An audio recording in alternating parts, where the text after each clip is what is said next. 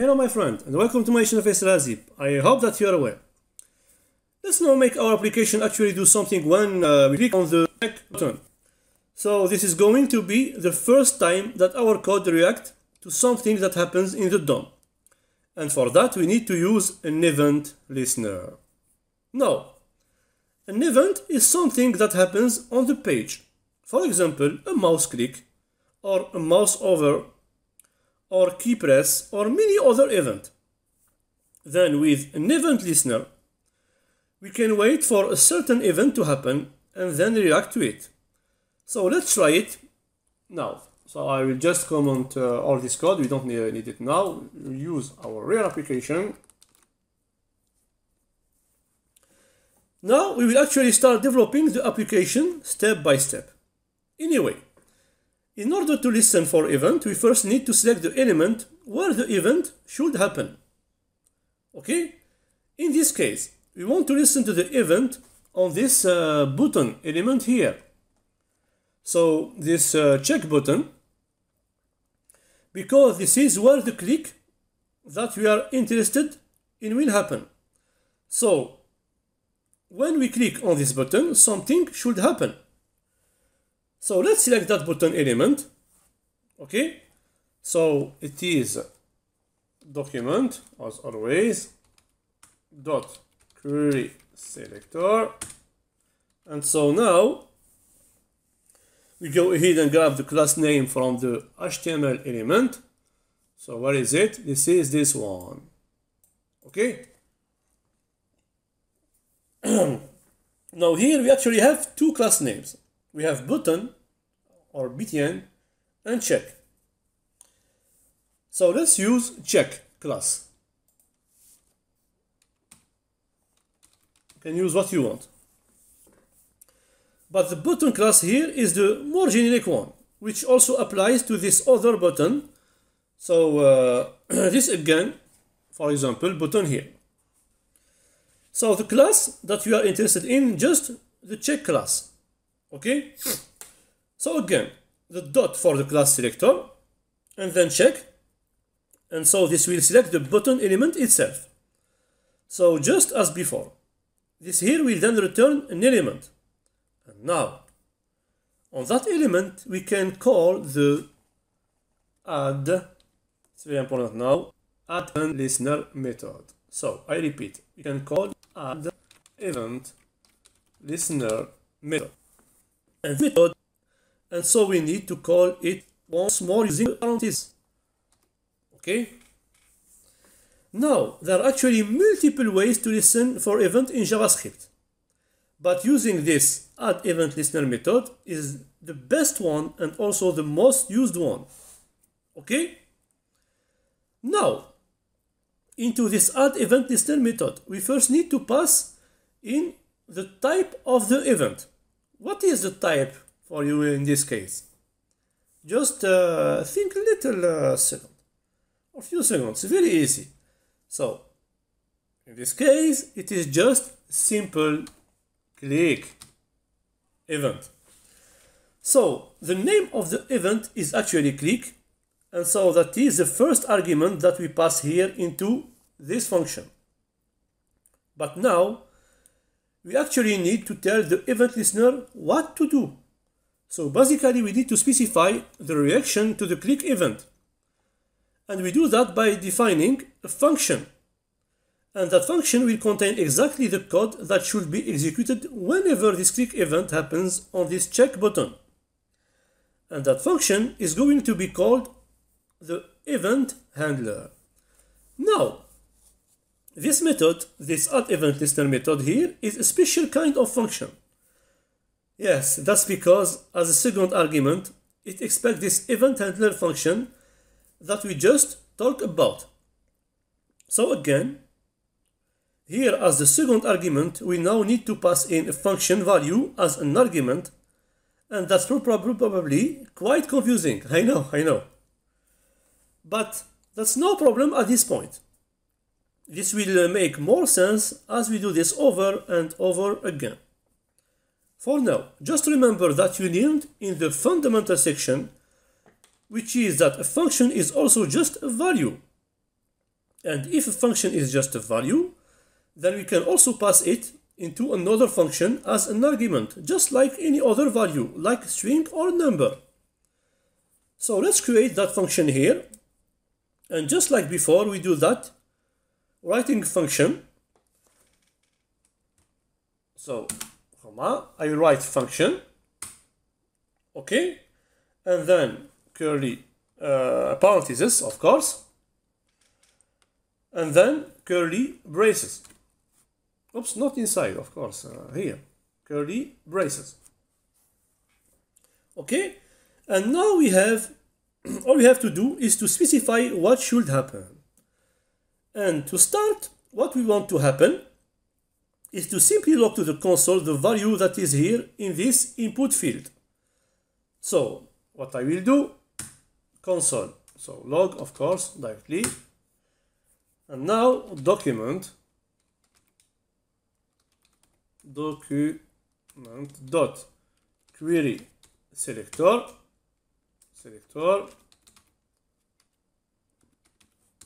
okay. And we already have this code up here, but let's just write it again. So guess dot value.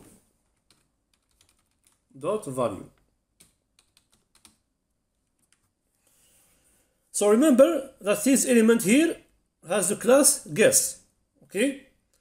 And then from this element we take the value, okay? And that's it. So I will save. And let's test it, and then we'll go over this again. Check. Nothing. Okay. So of course now I will write in a value 25. Check. Do you see? It works. Great. So I have the value here. So we select this button here using the query selector, and then we use the add event listener method on that element to attach an event handler. And that event handler is this function here. Okay? So this is again just a function expression. So it is similar to what we do just, for example, we can do, for example, same thing, something like this. Same thing here, this one. Same thing, function. Console log 23. Same thing. Okay. This is just function value, right? And then we assign this one to constant like this. Okay. You can call all of this function expression. You will remember that. Okay, it is new for you. And so here we have the second parameter of the event. Basically, we do the exact same thing. So we wrote here a function that has a similar format as this. We simply did not assign it to any variable. Okay. Instead, we passed it directly here into the event method. So as the first argument, we had the name of the event that we are listening for, which is a click. And then as the second argument, we have the function value. And this function simply contains the code that we want to execute whenever the event happens. Also note that we do not call this function here anywhere. Okay, right? We only define the function here and then pass it into the event handler. But it is the JavaScript engine who will call this function as soon as the event happens. Okay, that's important to understand. So again, this function will not be called immediately once the script has here is executed. The function will only be called as soon as the event happens. And you can also see that here in the code. Okay, so take this one. Because we don't call the function anywhere using parentheses, right? And so now again, we are just passing it into the event listener function. So this works just fine. Now let's try here another number. Right, for example, 1997. Okay, so check, and I got 97. And of course, you can also do some DOM manipulation here. For example, let's just grab this piece of code. Okay, and now I put it here. Okay, for example, now I save, I put 25. Good. So now I click here, not only the value from this input field will get logged to the console, but also this message will change. Okay, so the text content of this element, we have correct number. Now, of course, this is has nothing to do with the game yet, huh? Okay, so I just want to show you that. So let me just remove this one now. It is just to show you.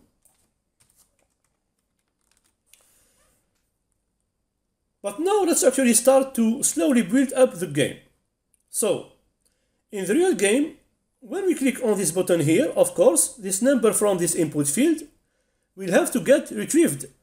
So let's start with that. And so we already did this here, but instead of just logging it to the console, let's actually save it into a variable. Okay, so I will do it here. I will remove this one. Okay, so I'll save it to the variable guess. Okay, and now let's log it to the console.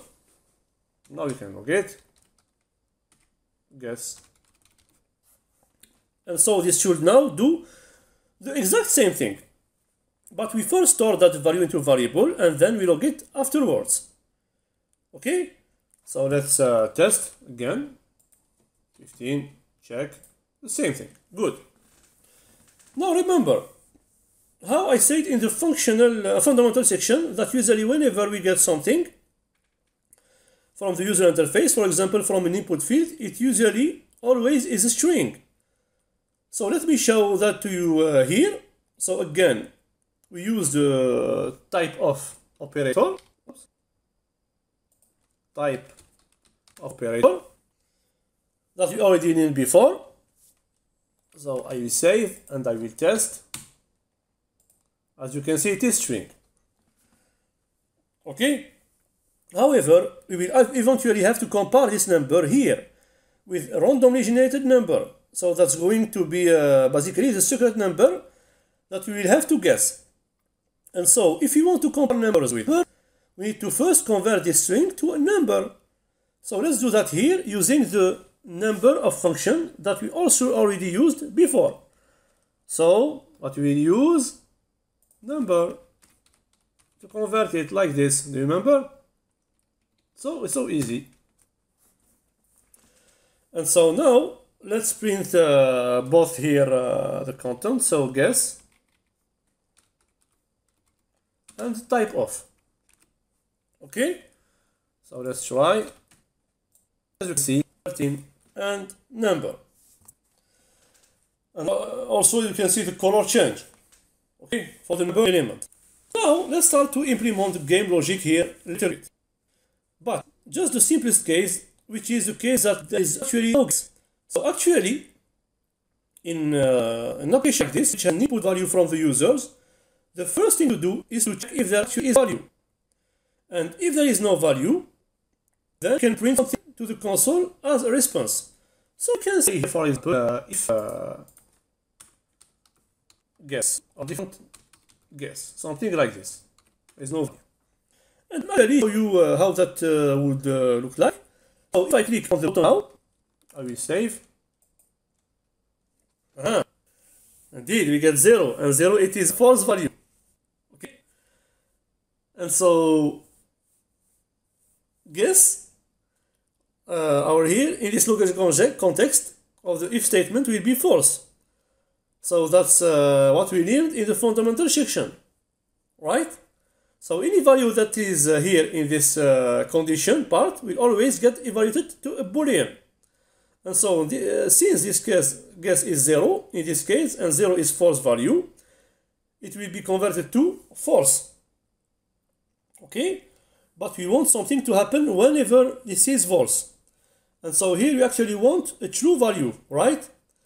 And so we simply use the negation operator to then invert this boolean from the false to true. So in this case, you can then print some sort of message here to our message field or message element.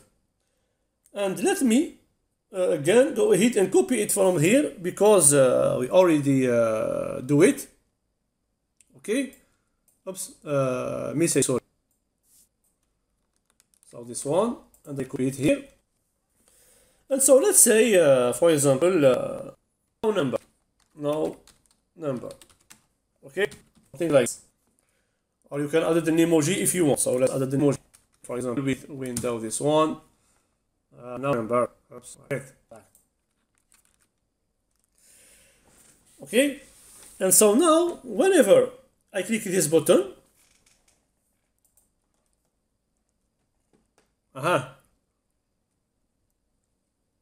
let's check it.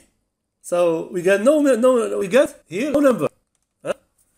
So again, this works because 0 is false, and so guess here is false now. But then we use the not operator to convert it to true. And like this, you can then make this block of code execute.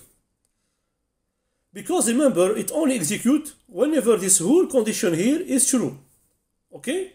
And so with this, we implemented the first scenario. So again, usually the first scenario is always to assume that there is actually no input, and then we need to respond to that somehow. Now in next video, inshallah, we will then implement all the other scenario, for example, where this guess here is actually correct. So where it's equal to the secret number. So we will have to generate that secret number then and compare it to the guess. But let's leave that to the next video, inshallah. So take care of us, brothers and sisters. Follow this course until the end. I tell you goodbye. Wassalamu alaikum wa barakatuh.